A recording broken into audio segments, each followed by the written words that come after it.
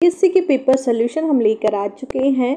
आज हम डिस्कस करेंगे राजस्थान जीके के लास्ट ईयर के क्वेश्चन जो काफ़ी इंपॉर्टेंट है। ईओ, आरओ, आरएएस, पीएसआई इन सब के लिए हम क्लास 11 डिस्कस कर रहे हैं। अब तक हमने क्लास 10 तक डिस्कस कर लिया है। आपने नहीं देखा है तो जाकर देख लीजिए, आपके लिए काफ़ी महत्वपूर्ण होगा। दोस्तों, जो ईओ आरओ का जो आगामी पेपर आने वाला है उसमें 80% से भी ज़्यादा क्वेश्चन पुराने पेपरों के इर्द गिर्द होंगे, तो हमें उनको देखना है। हमने चैलेंज लिया है 45 दिन का, जिसमें हम 2500 प्लस क्वेश्चंस को डिस्कस करेंगे। तो आज का पहला क्वेश्चन डिस्कस करते हैं। औसत वार्षिक वर्षा के संदर्भ में निम्न में से कौन सा अवरोही क्रम में सुव्यवस्थित है। दोस्तों, जो औसत वार्षिक वर्षा होती है उसमें औसत वार्षिक वर्षा के संदर्भ में कौन सा अवरोही क्रम में सुव्यवस्थित है। अवरोही मतलब डिसेंडिंग ऑर्डर, यानी कि घटता हुआ क्रम। तो सबसे ज़्यादा बारिश कहाँ होती है दोस्तों, देख लेते हैं। सबसे कम तो हमें पता है कि जैसलमेर साइड होती है, यानी कि पश्चिमी राजस्थान में होती है। तो सबसे कम होना चाहिए हमारा जैसलमेर। तो जैसलमेर एक इसमें है और एक इसमें है। इसका मतलब बाकी के जो जैसलमेर और बीकानेर में है ना, तो दूसरा जैसलमेर बीकानेर हो गया। तो दूसरा जैसलमेर बीकानेर, तो ये दूसरा है बीकानेर पाली। यहाँ एक सेकेंड, हाँ, तो ये जो दूसरा है जैसलमेर, तो ये बीकानेर हो गया। यहाँ पे पाली है, तो ये पाली से पहले बीकानेर नहीं आ सकता, तो हमारा ये आंसर कट गया। ये उदयपुर बीकानेर पाली वाला कट गया। जयपुर जोधपुर जयपुर जैसे गंगानगर कट गया। और उदयपुर पाली बीकानेर जैसलमेर ये हमारा ऑप्शन सही हो जाता है, क्योंकि सबसे ज़्यादा बरसात होती है इनमें, उदयपुर में, फिर पाली में, फिर बीकानेर, फिर जैसलमेर में ये क्रम रहेगा। यानी कि गिरता हुआ सबसे ज़्यादा उदयपुर, उसके बाद पाली में, फिर बीकानेर और जैसलमेर में। ठीक है। पक्षी गांव के नाम से प्रसिद्ध मिनार गांव राजस्थान के किस जिले में स्थित है। दोस्तों, यहाँ पर पक्षी गांव नाम से जो प्रसिद्ध जिला है मिनार गांव में, पक्षी गांव के नाम से जो प्रसिद्ध मिनार गांव है वो राजस्थान के किस जिले में स्थित है। यानी कि जो गांव का जिला पूछा जा रहा है, तो दोस्तों ये उदयपुर में स्थित है। मिनार गांव जो कहाँ स्थित है, उदयपुर में। ये पक्षी गांव नाम से भी जाना जाता है। नेक्स्ट देखते हैं, सिद्धमुख परियोजना किस नदी से जल प्राप्त करती है। दोस्तों, जो सिद्धमुख नहर परियोजना है ये कहाँ पे स्थित है। दोस्तों, ये कहाँ स्थित है सिद्धमुख नहर परियोजना। ये हनुमानगढ़, गंगानगर, चूरू, यानी कि जो भाखड़ा नांगल बांध है उससे ये उस पर ये निकाली गई ये परियोजना है सिद्धमुख नहर परियोजना। तो ये जल प्राप्त कौन सी नदी से करेगी, जाखम से नहीं करेगी। सोम, माही, जाखम ये तो दक्षिण में है, तो ये तो बिल्कुल नहीं होगा। नर्मदा भी नहीं है, ये भरतपुर और दिल्ली के आसपास है। ये पार्वती भी नहीं है, ये हाड़ौती प्रदेश की है। तो हमारे पास बचा क्या, रावी और व्यास। तो ये बिल्कुल सही आंसर हो जाता है। रावी व्यास हमारा सही आंसर कैसे हो जाता है, क्योंकि जो सिद्धमुख नहर परियोजना है वो भाखड़ा नांगल परियोजना है ना, उस पर निकाली गई है। तो लाभान्वित जिले कौन कौन से हैं, गंगानगर, हनुमानगढ़ और चूरू। तो यानी कि जो ये राजस्थान के उत्तर में स्थित परियोजना है, तो दक्षिण के सारे जिलों को हमने काट दिया है। दक्षिण और हाड़ौती वाले जो भी जिले थे वो काट दिए। ठीक है, नेक्स्ट बढ़ते हैं। निम्नलिखित में से कौन सी रॉक फॉस्फेट की प्रसिद्ध खान है। दोस्तों, जो रॉक फॉस्फेट है वो कहाँ पाया जाता है, सबसे ज़्यादा उदयपुर में। उदयपुर की कौन सी खान है, ये झामरकोटा की जो खान है ये किसके लिए प्रसिद्ध है, रॉक फॉस्फेट के लिए प्रसिद्ध है। उदयपुर की झामरकोटा की खान प्रसिद्ध है। ठीक है, नेक्स्ट देखते हैं। जनगणना 2011 के अनुसार राजस्थान में 1 लाख और उससे अधिक जनसंख्या वाले कितने शहर और नगर थे। दोस्तों, किसकी बात हो रही है, जनसंख्या 2011 के अनुसार की, यानी कि जो 2011 में जनगणना हुई थी उसके अनुसार राजस्थान में 1 लाख और उससे अधिक जनसंख्या वाले कितने शहर और नगर थे। शहर और नगर पूछे जा रहे हैं, तो दोस्तों ये 30 शहर और नगर थे। कितने थे, 30 शहर और नगर थे जिनकी जनसंख्या 1 लाख से अधिक थी। ठीक है, नेक्स्ट पढ़ते हैं। राजस्थान की अर्थव्यवस्था से संबंधित निम्न कथनों पर विचार कीजिए। दोस्तों, किसके बारे में बात करनी है, राजस्थान की अर्थव्यवस्था के बारे में। तो इन कथनों पर विचार करते हैं, चलो पढ़ लेते हैं। वर्ष 2001 से 2011 के बीच शहरी क्षेत्रों के लिंगानुपात में 24 महिला प्रति 1000 पुरुष के बराबर सुधार आया। दोस्तों, ये क्या कह रहा है कि जो 2001 से 2011 के बीच में शहरी क्षेत्रों का जो लिंगानुपात था उसमें 1000 पुरुषों पर 24 महिला कि पुरुष के बराबर सुधार आया था। बिल्कुल सही बात है कि जो उस टाइम पे सुधार हुआ था महिला लिंगानुपात में, शहरी लिंगानुपात में। ठीक है, तो 1961 से 2011 के बीच साक्षरता दर में लगातार वृद्धि की प्रवृत्ति देखी गई। बिल्कुल सही बात है। पुराने जमाने से अभी न्यू ईरा तक हमारे साक्षरता दर में काफ़ी लगातार वृद्धि देखी गई है। तो दोनों आंसर सही है, यानी कि कथन सही है। तो इसका विकल्प देख लेते हैं, कथन ए व बी दोनों सत्य है। नेक्स्ट बढ़ते हैं। भारत सरकार ने 1 अप्रैल 2020 को किसकी सहायता से अटल भूजल स्कीम चालू की है? दोस्तों, जो अटल भूजल स्कीम है, ये किसकी सहायता से चालू की गई 1 अप्रैल 2020 से? दोस्तों, जो अटल भूजल स्कीम है, ये किसकी सहायता से चालू की जा रही है? ये विश्व बैंक की सहायता से चालू की जा रही है ना। तो इसमें राजस्थान के कितने जिले लाभान्वित होंगे? इसमें 17 जिले लाभान्वित होंगे राजस्थान के, यानी कि 17 जिलों में अटल भूजल स्कीम चालू की जाएगी। नेक्स्ट बढ़ते हैं, मुख्यमंत्री वृद्धजन सम्मान पेंशन योजना कौन सी योजना है? मुख्यमंत्री वृद्धजन सम्मान पेंशन योजना, ये एक पेंशन की योजना है। इसके बारे में हम निम्न कथनों पर विचार कीजिए। ठीक है, इनके बारे में कथनों पर विचार करना है अपन को। तो देखते हैं, पेंशन का संपूर्ण भार राज्य सरकार द्वारा वहन किया जाता है। दोस्तों, जब मुख्यमंत्री वृद्धजन सम्मान पेंशन योजना है, इसका मतलब मुख्यमंत्री यानी कि राजस्थान की राज्य सरकार ही इसका वहन करेगी। तो ये बिल्कुल सही बात है कि जो पेंशन का संपूर्ण भार राज्य सरकार द्वारा वहन किया जाएगा, ये बात सही है। नेक्स्ट देखते हैं, 75 वर्ष या इससे अधिक उम्र के व्यक्ति के लिए पेंशन की तरफ 750 प्रतिमाह। नहीं दोस्तों, ये 750 नहीं है, ये 1000 है। कितनी है? 1000 है। तो ये कथन गलत हो जाता है, क्योंकि यहाँ पे 750 है, तो इसमें सिर्फ एक ही है। ए बी दोनों सही है? बिल्कुल नहीं है। ए बी दोनों गलत है, ये भी नहीं है। एक हमारा पहला सही है ना, तो बी, केवल बी सही है। नहीं, बी तो गलत है, क्योंकि 750 रुपये बोला है वहाँ पे कि 75 वर्ष से अधिक व्यक्ति की उम्र के लिए पेंशन की दर 1000 रुपये प्रति माह है, तो 750 नहीं है। तो आंसर हमारा कौन सा सही हो जाता है? केवल ए सही है।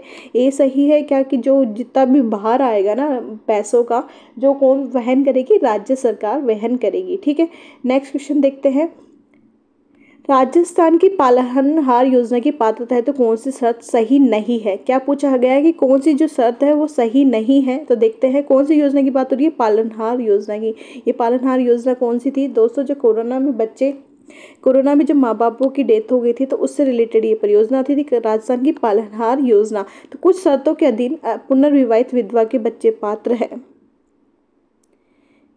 हाँ, ये बात सही है कि भाई देखो, अगर कोई विधवा है, उसने पुनर्विवाह कर लिया है, तो कुछ शर्तें होगी जिनके अधीन ये बच्चे पात्र होंगे। किसके लिए? पालनहार योजना के लिए। ठीक है, पात्र बच्चे की अधिकतम आयु 18 वर्ष से कम होनी चाहिए। बिल्कुल सही बात है, 18 वर्ष से पहले उनका जो वहन है राजस्थान की पालनहार योजना के अंतर्गत किया जाएगा। दूसरा देखते हैं, पालनहार एवं बच्चे आवेदन की तिथि से कम 2 वर्ष की अवधि से राजस्थान के राज्य में रह रहे हो।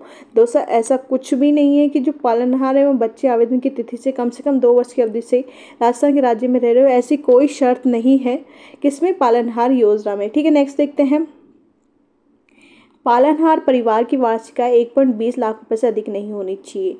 ये बात बिल्कुल सही है कि जो पालनहार योजना है उसके अंतर्गत पालनहार परिवार की वार्षिक आय 1.20 लाख रुपए से अधिक नहीं होनी चाहिए। ये बात भी क्या है? हमारी सही है। तो इसमें क्या पूछा है, कौन सी शर्त सही नहीं है? तो 3 नंबर की जो शर्त है वो बिल्कुल सही नहीं है, तो हमारा आंसर हो जाएगा 3।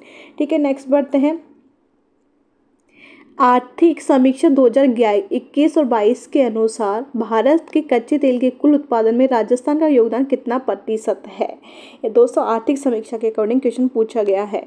क्या पूछा गया है कि जो आर्थिक समीक्षा 21-22 वाली है, यानी पिछली, उसमें कच्चे तेल का जो कुल उत्पादन होता है उसमें राजस्थान का कितना % योगदान है? तो दोस्तों 20% हमारा योगदान है। किसमें? कच्चे तेल के उत्पादन में। टोटल कच्चे तेल की जो उत्पादन है उसमें भारत में हमारा 20% योगदान है।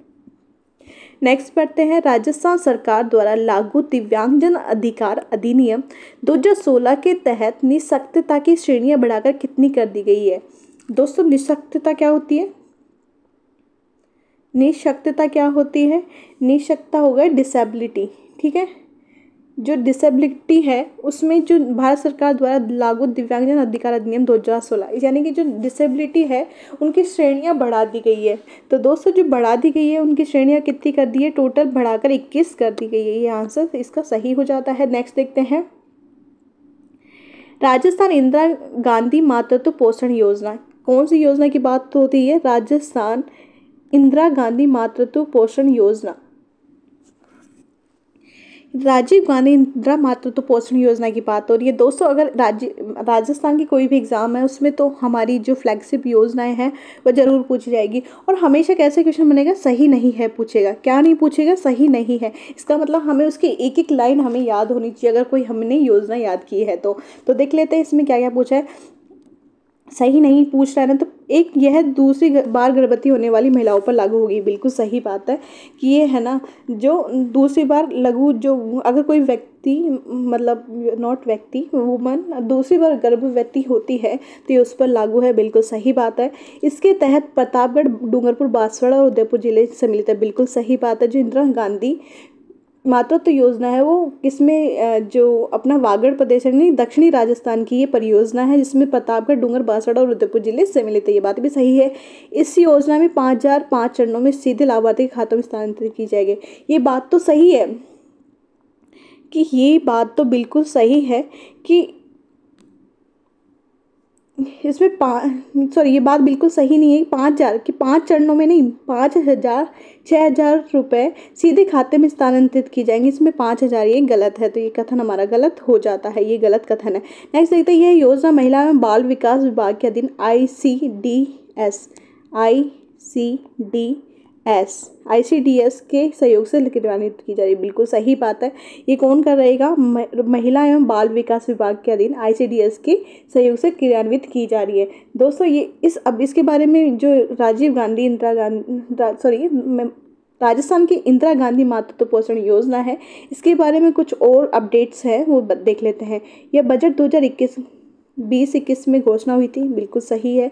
वर्तमान में संपूर्ण राजस्थान में, जो पहले ये डूंगरपुर, प्रतापगढ़, डूंगरपुर, बांसवाड़ा, उदयपुर जिले में शुरू की गई थी, लेकिन अब इसको पूरे ही क्या बोलते हैं, पूरे राजस्थान में यानी कि संपूर्ण राजस्थान में से इम्प्लीमेंट कर दिया गया है। तो दोस्तों इसके सही, इसमें पूछा सही नहीं है तो कौन सा आंसर हमारा सही हो जाता है। जो थर्ड है कि इसमें 5,000 रुपये 5 चरणों में सीधे लाभार्थियों के खाते में स्थानांतरित की जाएंगी, ये बात बिल्कुल गलत है। तो हमारा आंसर हो जाता है 3, क्योंकि सही ऑप्शन ये नहीं है। नेक्स्ट बढ़ते हैं, राजस्थान निवेश प्रोत्साहन योजना। दोस्तों फिर एक योजना आ गई है, राजस्थान निवेश प्रोत्साहन योजना। कौन सी, रिप्स, जिस 2022 की अवधि है। रिप्स जो है RIPS, ये निवेश से रिलेटेड है। ये प्रोत्साहन योजना की दूसरे जो हमारे राज्य में कोई भी अगर बिजनेसमैन है वो निवेश करना चाहता है उनके लिए निवेश प्रोत्साहन योजना है।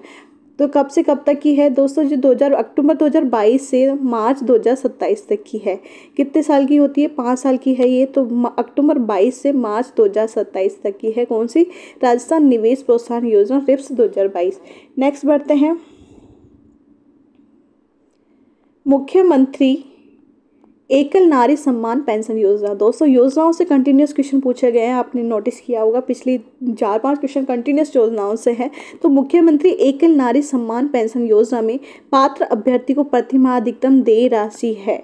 दोस्तों एकल नारी, जो एकल नारी योजना है राजस्थान सरकार की, उसमें पात्र अभ्यर्थी को प्रतिमाह अधिकतम कितने रुपए दिए जाएंगे, 1,500 रुपये। एकल नारी वाली में 1,500 रुपये दिए जाएंगे, ये रट लो।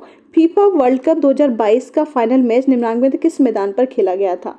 दोस्तों जो फीफा वर्ल्ड कप है वो कहाँ पे हुआ था, लुसेल स्टेडियम में हुआ था। किस मैदान पर, लुसेल स्टेडियम में खेला गया था फाइनल मैच। ठीक है, नेक्स्ट बढ़ते हैं, G20 की अपनी अध्यक्षता के दौरान भारत इसकी लगभग कितनी बैठकों की मेज़बानी करेगा। दोस्तों जो G20 है उसकी अध्यक्षता के दौरान, G20 की अध्यक्षता कौन कर रहा है, भारत। और भारत इसकी लगभग कितनी बैठकों की मेज़बानी करेगा, तो दोस्तों इसकी करेगा 200 बैठकों की मेज़बानी करेगा। कितनी बैठकों की, 200 बैठकों की मेज़बानी करेगा।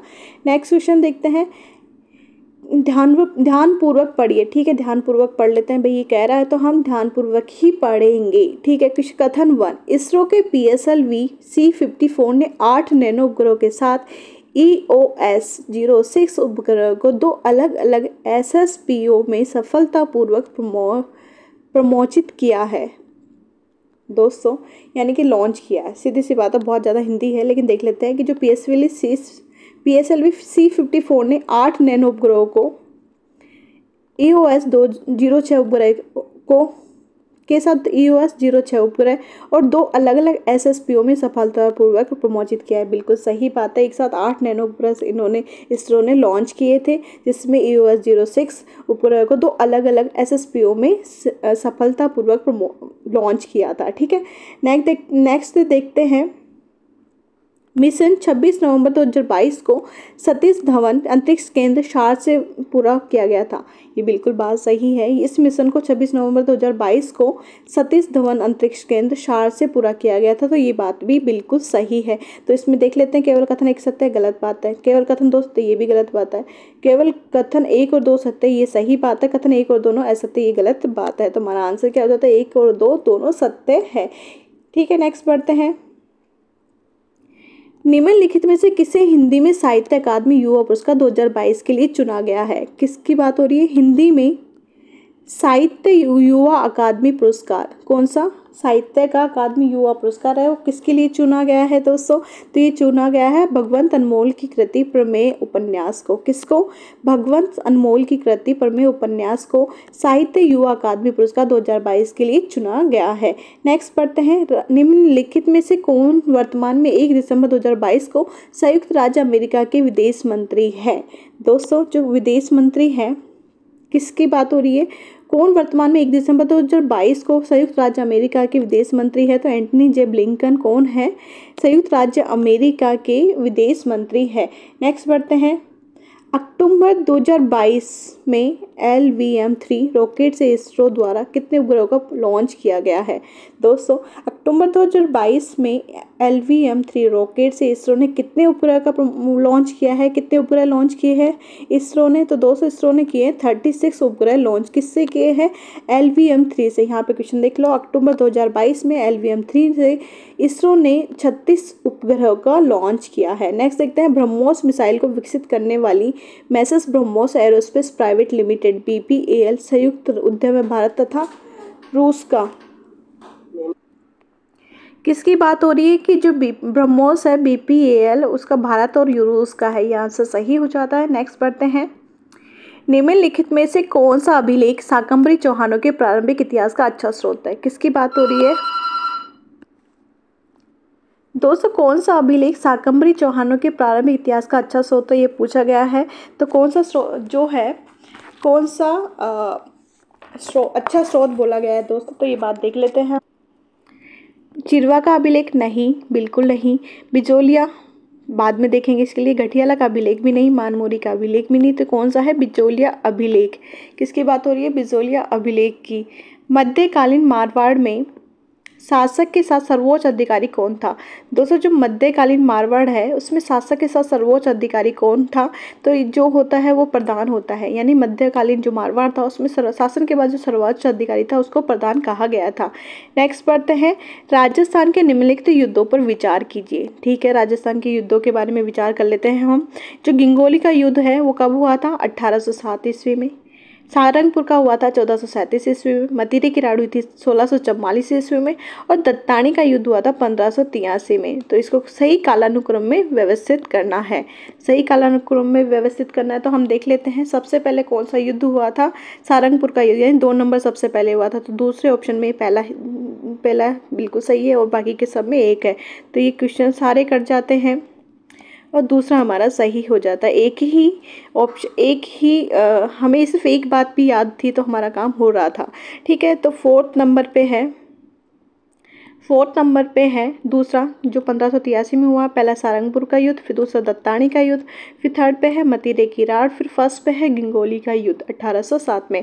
नेक्स्ट पढ़ते हैं। निम्नलिखित में से किस राजपूत शासक ने मुगल बादशाह के खिलाफ विद्रोह किया? दोस्तों, जो किस मुगल बादशाह के सामने विद्रोह किसने किया था? किस राजपूत शासक ने? तो दोस्तों, ये काफ़ी लोग रहे हैं, लेकिन इसमें ऑप्शन के अकॉर्डिंग अपन चलेंगे तो देखते हैं। तो बीकानेर के महाराणा अनूप सिंह नहीं, इन्होंने तो बहुत साथ दिया था। मारवाड़ के महाराजा जसवंत सिंह, ये भी नहीं। मेवाड़ के महाराणा राज सिंह, ये बिल्कुल सही है। मुगल बादशाह के खिलाफ विद्रोह किसने किया था? राज सिंह ने। कहाँ के थे? मेवाड़ की जो राजा है वो है ये, है ना। तो मेवाड़ के जो राज सिंह है उन्होंने विद्रोह किया था मुगल के सामने। नेक्स्ट देखते हैं। लाटा अथवा लाटाई क्या है? दोस्तों, लाटा कुंता ये क्या है? भू राजस्व कर है। तो देखते हैं क्या है क्या नहीं है। लाटा अथवा लाटाई क्या है? लाटा अथवा लाटाई क्या है? जो लाटाई अथवा लाटाई था वो क्या था? एक भू राजस्व कर था। तो भू राजस्व व्यवस्था है, भू राजस्व व्यवस्था है। एक प्रकार की बेगार है? नहीं, बेगार नहीं है। सामंत और अधिपति एक प्रकार का उपकर है? ये भी नहीं है। भू राजस्व व्यवस्था थी जिसमें भुगत नगद भुगतान नगद होता था? नहीं, ये भुगतान जो नगद नहीं होता था, जिसमें भुगतान फसल के रूप में होता था, ये बिल्कुल सही है। लाटा में क्या होता था? खड़ी फसल का ही भुगतान किया जाता कि इतनी फसल मेरी है, इतनी फसल आपकी है, ये लाटा हुआ करता था। नेक्स्ट देखते हैं, निम्नांकित में से किस खेल में प्रताप सिंह बारट की मृत्यु हुई है? सॉरी, किस जेल में? नॉट खेल, इट्स जेल। किस जेल में प्रताप सिंह बारट की मृत्यु हुई थी दोस्तों? तो प्रताप सिंह की बारट की जो मृत्यु हुई थी वो बरेली की जेल में हुई थी। आंसर सही है, बरेली की जेल। नेक्स्ट पढ़ते हैं, रविंद्रनाथ टैगोर ने नाइटहुड पुरस्कार विरोध स्वरूप लौटाया था? दोस्तों, जो जलियांवाला बाग हत्याकांड हुआ था उसके बाद क्या किया था रविंद्रनाथ टैगोर जी ने? अपना जो नाइटहुड पुरस्कार है वो लौटा दिया था। किसके बाद? जलियांवाला बाग हत्याकांड के विरोध में। नेक्स्ट देखते हैं, स्वतंत्रता सेनानी धर्मचंद सुराणा किस प्रजामंडल से संबंधित थे? किसकी बात होती है? धर्मचंद सुराणा की। दोस्तों, धर्मचंद सुराणा किस प्रजामंडल से संबंधित? तो सिरोही प्रजामंडल से संबंधित थे धर्मचंद सुराणा। सुराणा से याद रखना, सिरोही प्रजामंडल। नेक्स्ट देखते हैं, राजस्थान सुमिलित कीजिए। हमें समाचार पत्र को संपादक से सुमिलित करना है। तो जो राजस्थान पत्रिका है उसके संपादक कौन है? दोस्तों, जो राजस्थान पत्रिका है उसके संपादक है बख्शी लक्ष्मण सिंह। तो ये हो गए राजस्थान समाचार। राजस्थान समाचार के संपादक कौन है? समर्थदान, ये इसके साथ है। सर्वहित के जो संपादक वो है जयनारायण व्यास। सॉरी, सर्वहित के राम प्रताप शर्मा। सर्वहित के कौन है? राम प्रताप शर्मा। सर्वहित के राम प्रताप शर्मा। और आगे मान के कौन थे? जयनारायण व्यास। जिसके साथ हमारे देख लो ऑप्शन देख लेते हैं। राजस्थान पत्रिका से बख्शी लक्ष्मण सिंह, पहले में 4, तो ये चारों तो 2 नंबर कट जाता है कि पहले में 4 नहीं है, तो 2 नंबर सबसे पहले हमने काट दिया। फिर राजस्थान समाचार में समर्थन दूसरे में 1 है, तो ये 3rd नंबर हमारा ऑप्शन सही हो जाता है।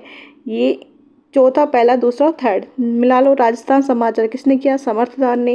राजस्थान पत्रिका के संपादक थे बख्शी लक्ष्मण सिंह। सर्वहित के हैं राम प्रताप शर्मा और आगे बाण के जयनारायण व्यास। तो ये हमारा ऑप्शन 3rd सही हो जाता है।